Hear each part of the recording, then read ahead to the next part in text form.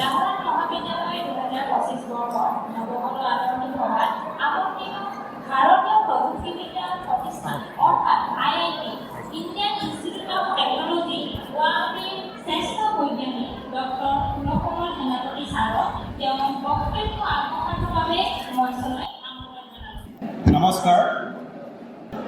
লাহোৱাল মহাবিদ্যালয়ৰ এই নৱাগত আদৰণি অনুষ্ঠানলৈ মই নিমন্ত্ৰণ পাই সঁচাকৈ কৃতজ্ঞ আৰু আপোনালোক সকলোলৈ ধন্যবাদ জনাইছোঁ। লাহোৱাল মহাবিদ্যালয় পৰিচালনা সমিতিৰ প্ৰাক্তন সভাপতি, বৰ্তমানৰ সভাপতি আৰু লাহোৱাল মহাবিদ্যালয়ৰ অধ্যক্ষ অধ্যাপক জ্যোতিপ্ৰসাদ দত্ত ডাঙৰীয়া, মঞ্চত উপবিষ্ট মোৰ ভাতৃপ্ৰতিম বন্ধু কলেজৰ অধ্যাপক ডক্টৰ অসীম চুতীয়া, এই কলেজৰ অধ্যাপক অধ্যাপিকাসকল আৰু আজিৰ সকলোতকৈ গুৰুত্বপূৰ্ণ দিনৰ উপস্থিত ছাত্ৰ ছাত্ৰী আৰু এই মহাবিদ্যালয়ৰ কৰ্মচাৰীবৃন্দ, সৰ্বপ্ৰথমে মই ছাত্ৰ একতা সভাৰ সভাপতি সম্পাদককে পৰীক্ষা কৰি সাংস্কৃতিক সম্পাদিকা আৰু এই আদৰণি কমিটিৰ যিসকলে মোক যোগ্য বুলি ভাবি এই সভালৈ নিমন্ত্ৰণ দিছে তেওঁলোকক মোৰ আন্তৰিক কৃতজ্ঞতা জনাইছোঁ। সাধাৰণতে মহাবিদ্যালয়ৰ 3টা অনুষ্ঠান অতিকৈ গুৰুত্বপূৰ্ণ। সেই অনুষ্ঠানকেইটা এটাৰ হ'ল সৰস্বতী পূজা, এটা অনুষ্ঠান হ'ল বিদ্যালয় সপ্তাহ আৰু আন এটা অনুষ্ঠান হ'ল এই নৱাগত আদৰণি, নতুন আৰু পুৰণিৰ মহামিলন, এটা নতুন উদ্যম, নতুন সংকল্প।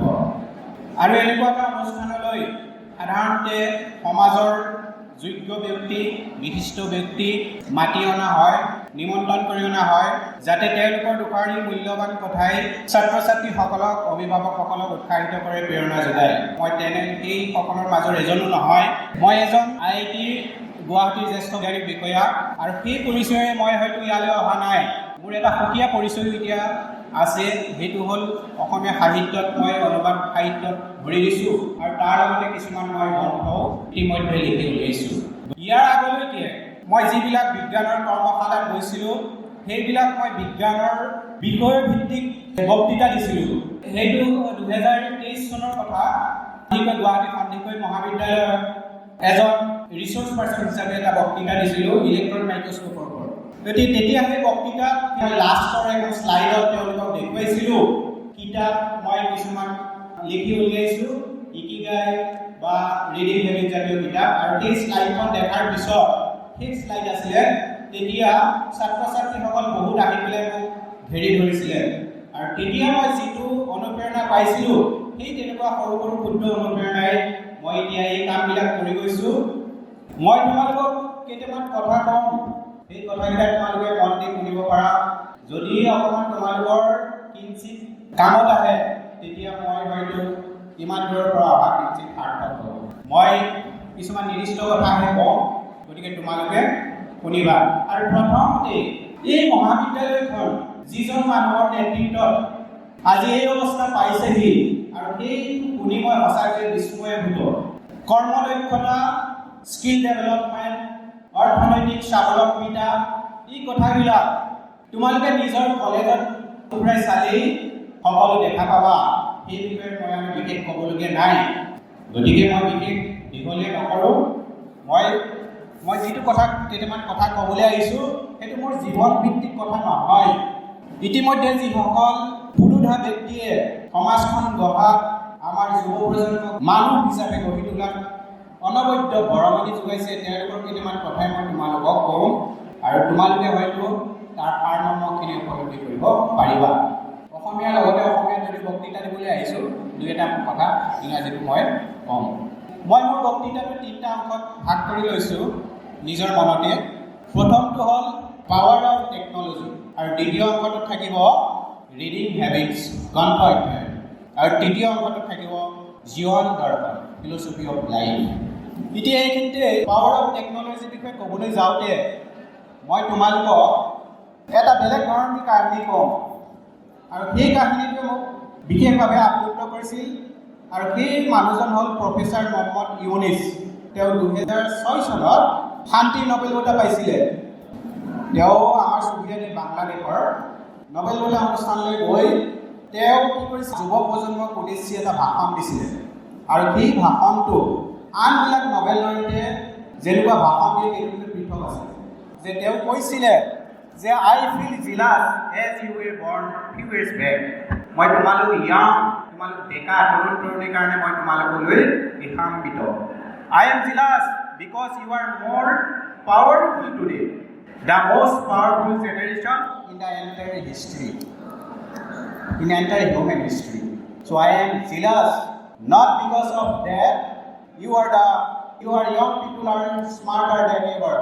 No, you are not smart at all. Tumalok smart nohoy, but I am jealous because you have the technology in your hand. Unbelievable technology. অসাধাৰণ প্ৰযুক্তিবিদ্যা তোমালোকৰ হাততে আছে আৰু এই প্ৰযুক্তিবিদ্যাই কি কৰিছে, that gives you the tremendous power. অসাধাৰণ তোমালোকক শক্তি দিছে আৰু সেই শক্তি তোমালোকৰ আছে আৰু এই শক্তিৰ মূৰ্ত তোমালোকে বুজি পাব লাগিব। মানুহে কি ভাবে তোমালোকক, আজি যুৱ প্ৰজন্ম তোমালোকক উদ্দেশ্যি কথাখিনি কৈ আছো যে পিপুল think that you are normal human beings. আৰু তেওঁ ক'লে but really you are superman and superwoman. তোমালোক অসাধাৰণ, তোমালোকে নিজৰ মনত সেই ভাৱটো আনিব লাগিব। মানুহে আকৌ কয় you are the leader or the leader of our country, কিন্তু তেওঁ কয় but I don't believe you are already leader because you have the power, you have the technology. As 15 years or 20 years old boy or girls more powerful than 35 years or 45 years older generation. So এতিয়া what you do with this power, এই শক্তিটো লৈ তোমালোকে কি কৰিবা? What you do? শক্তি তোমালোকৰ থাকিলে হয় শক্তিয়ে ভাল কাম কৰিব, নহয় সেই শক্তিয়ে বেয়া কাম কৰিব, ৰূপান্তৰহে কৰিব পাৰিব শক্তিক। গতিকে এই শক্তিক তোমালোকে কেনেকৈ ব্যৱহাৰ কৰিব পাৰা সেই কথাটো তোমালোকে মনলৈ আনিব লাগিব আৰু সেই শক্তিয়ে তোমালোকৰ মনটো ইগনাইট কৰিব পাৰিব লাগিব। You have to ignite your mind. তোমালোকৰ মনটো প্ৰজ্বলিত কৰিব লাগিব। আমাৰ স্বনামধন্য মিছাইল মেন বিজ্ঞানী প্ৰাক্তন ৰাষ্ট্ৰপতি APJ আব্দুল কালামে কি কৈছিল, ignited mind the most powerful resource on the earth, above the earth and below the earth. গতিকে তোমালোকে সেই শক্তি বুজি শক্তি তোমালোকৰ মনত অবিশ্বাস্য বিশ্বাস গঢ়িব লাগিব আৰু তেতিয়াই তোমালোকে সফলতাৰ সোপান গঢ়িব পাৰিবা। এতিয়া টেকনলজিৰ বিষয়ে কওঁতে দুটামান কাহিনী কওঁ। প্ৰথমতে দুখন দেশৰ কথা কম আৰু তাৰপিছত দুজন ব্যক্তিৰ কথা কম।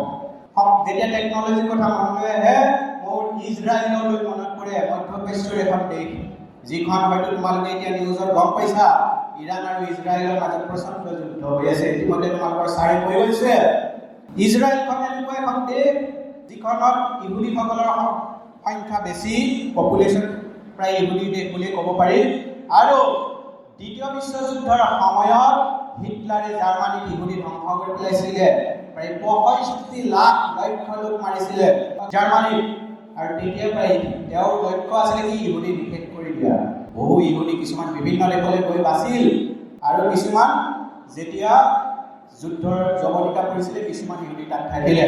তেতিয়া আমেৰিকা যুক্তৰাষ্ট্ৰ আৰু ব্ৰিটেইন মিলি পেলাই মধ্যপ্ৰাচ্যৰ সেই পেলেষ্টাইনৰ অংশটোত এখন ইহুদীবিলাকক থাকিবলৈ দিলে আৰু ইহুদীবিলাকে লাহে লাহে তেওঁলোকৰ জনসংখ্যা বঢ়াই গৈ থাকিল আৰু গৈ পেলাই 1948ত তেওঁলোকে কি স্বাধীন ৰাষ্ট্ৰ হিচাপে প্ৰতিষ্ঠা কৰিলে।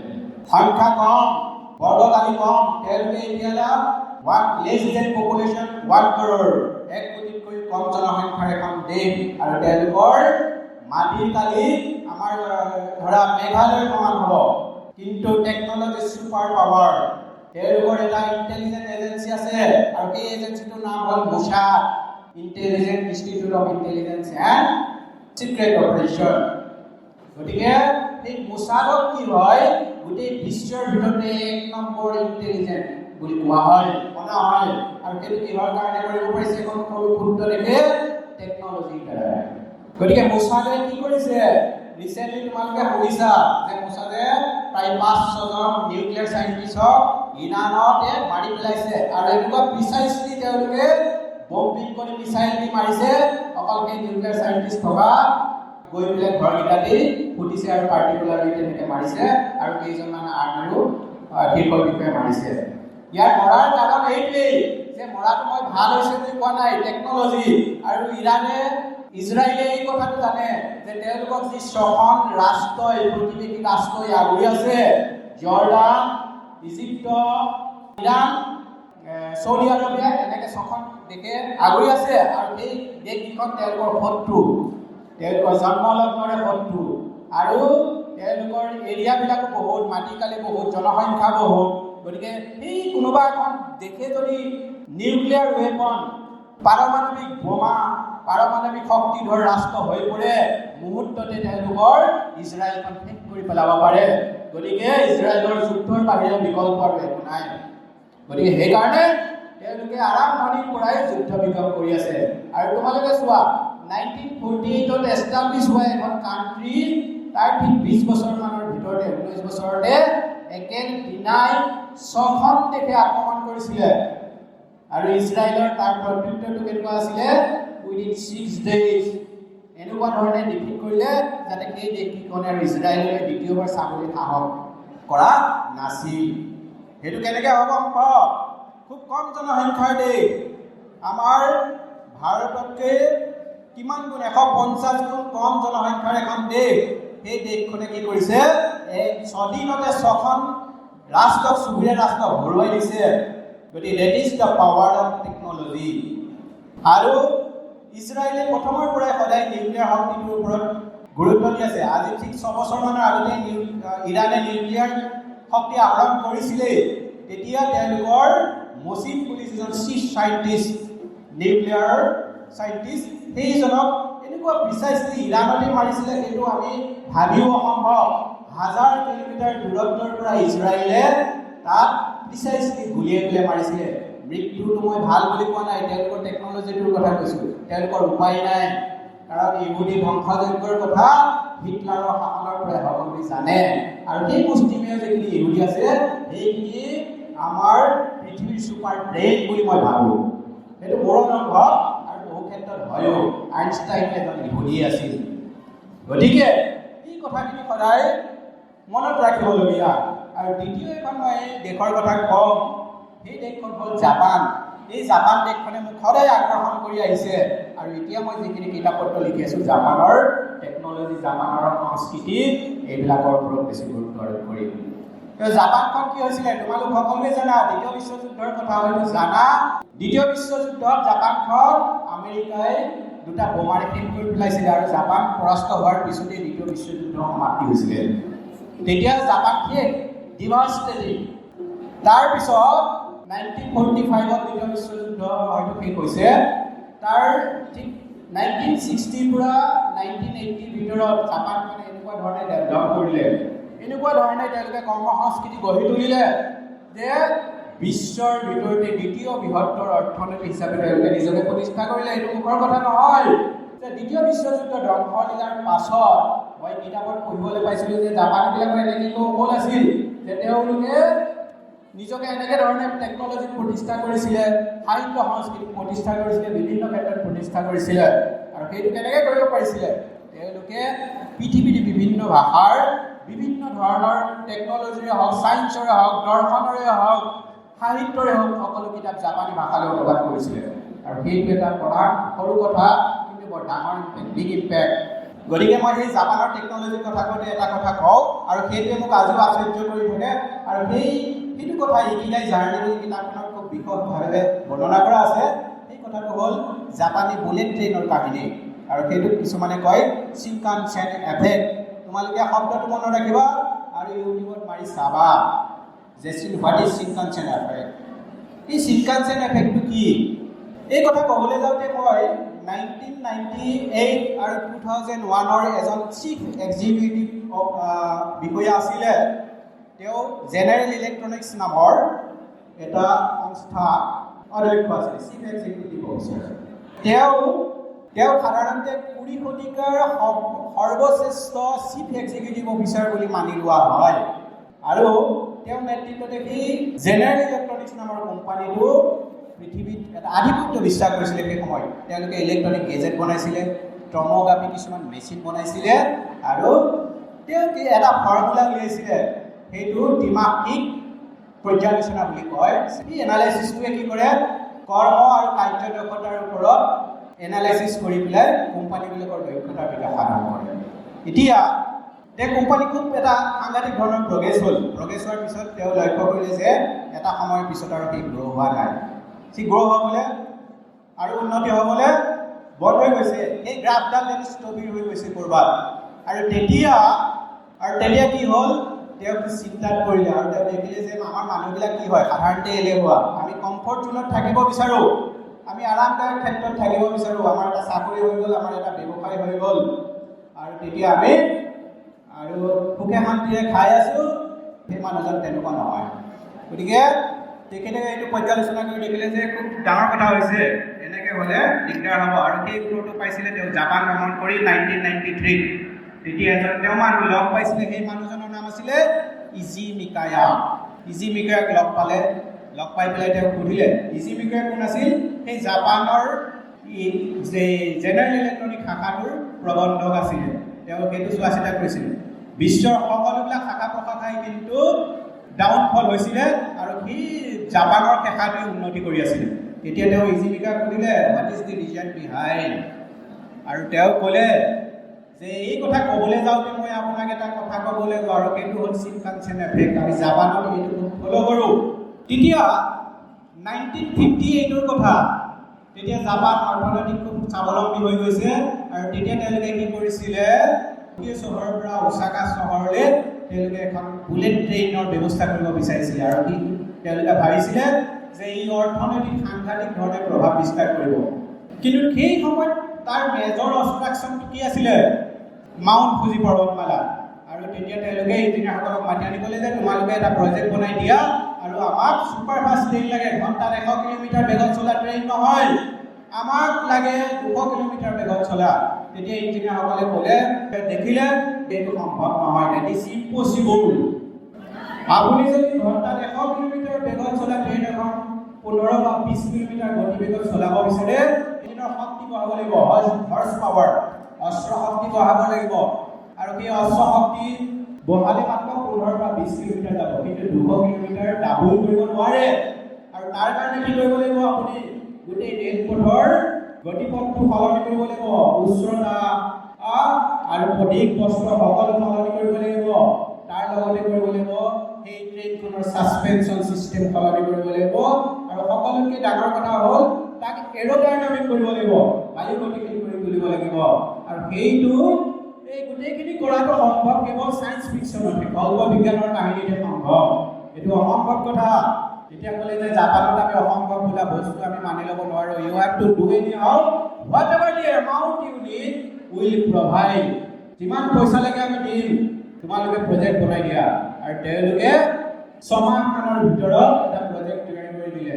আৰু প্ৰজেক্ট তৈয়াৰ কৰাৰ পিছত তেওঁলোকে দেখিলে যে প্ৰজেক্টৰ বেছিভাগ অংশই যিটো বৃহত্তৰ সুৰংগ বনাব লাগিব, সেই ফুজি পৰ্বতমালাৰ তলেদি সেই তাতেই টকা গুচি যাব, হাজাৰ হাজাৰ বিলিয়ন ডলাৰ। কিন্তু জাপান প্ৰস্তুত আছিলে, তেওঁলোকে once they determine they will do। গতিকে আল্টিমেটলি 1964ত জাপানে ইয়াত সফলতা আহৰণ কৰিলে, সফল হ'ল। আৰু বিশ্বৰ ইতিহাসত তেওঁলোকে আজি কোপতি নাম লিখিলে সকলোতকৈ ফাষ্টেষ্ট বুলেট ট্ৰেইন উলিয়াই।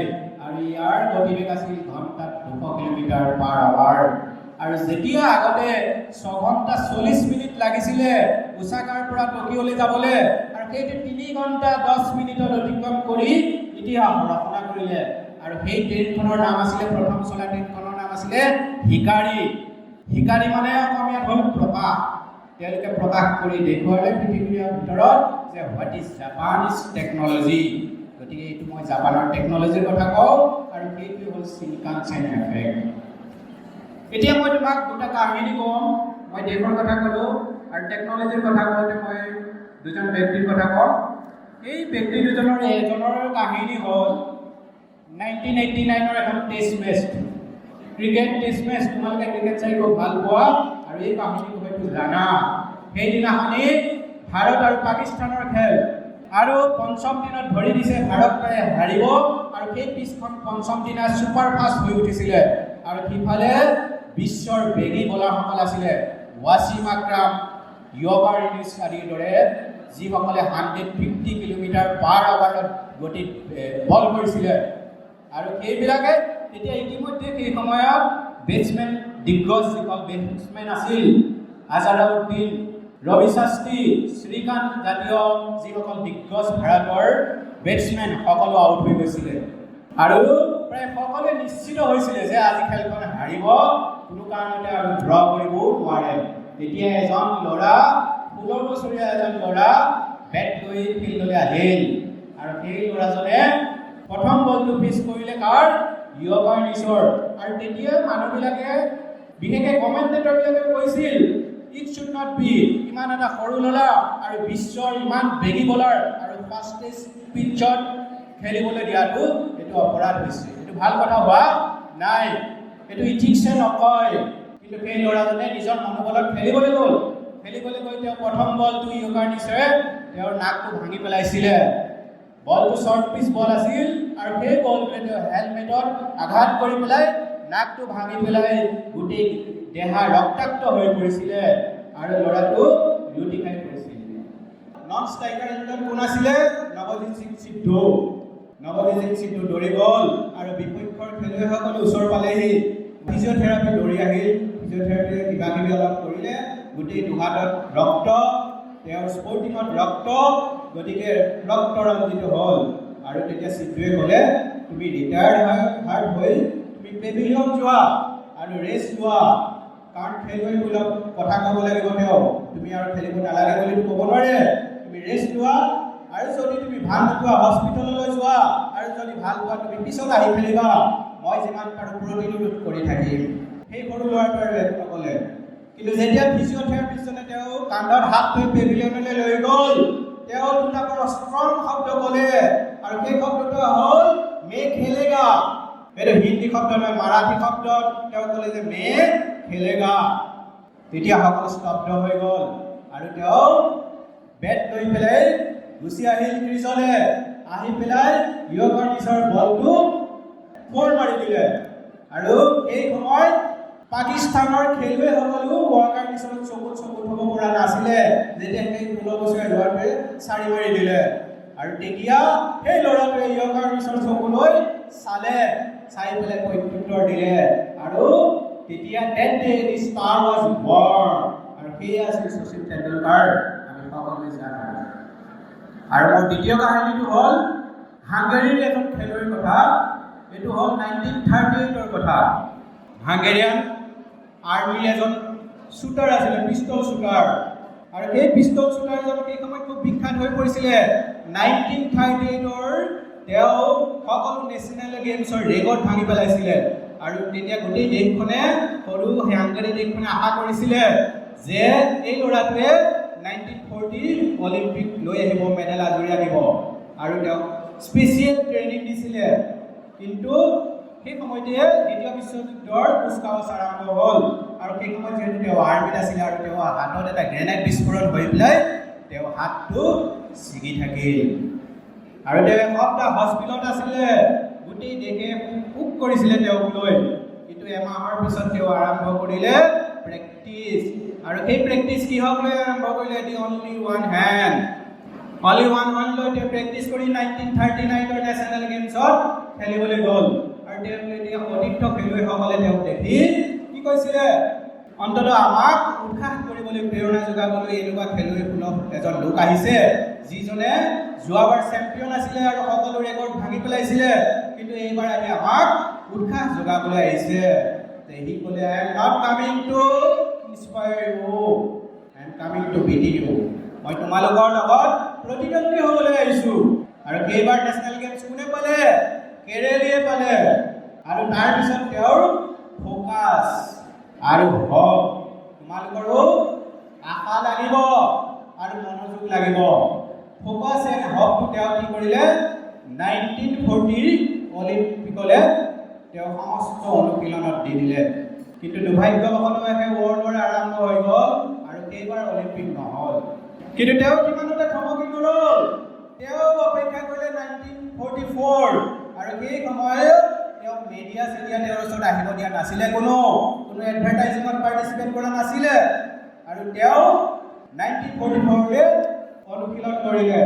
Practice makes man perfect. সদায় মনত ৰাখিবা, অনুশীলন কৰিবই লাগিব, তুমি যিমানেই মেধা সম্পন্ন নোহোৱা কিয়। আৰু তেওঁ 1944 অসাধাৰণ অনুশীলন কৰি গ'ল। কিন্তু দুৰ্ভাগ্যৰ কথা আকৌ হ'ল কি, বিশ্বযুদ্ধৰ কাৰণে সেইবাৰ অলিম্পিক নহ'ল। আৰু সেই সময়লৈকে তেওঁ যথেষ্ট বয়সীয়া হৈ গৈছিলে। কিন্তু তেওঁ কিমান দুটা থমকি নৰ'ল, অপেক্ষা কৰিলে 1948 1948 অলিম্পিক হ'ল। আৰু সেইবাৰ অলিম্পিকত কোনে জিকিলে? কেৰেলি। তেওঁ গ'ল্ড মেডেল পালে। আৰু সেইটো এটা ইতিহাস হ'ল। সেই খেলত ইমান এজন বয়সীয়া খেলুৱৈ, যেতিয়া তেওঁ 48 ইয়াৰ্ছ হৈছিলে।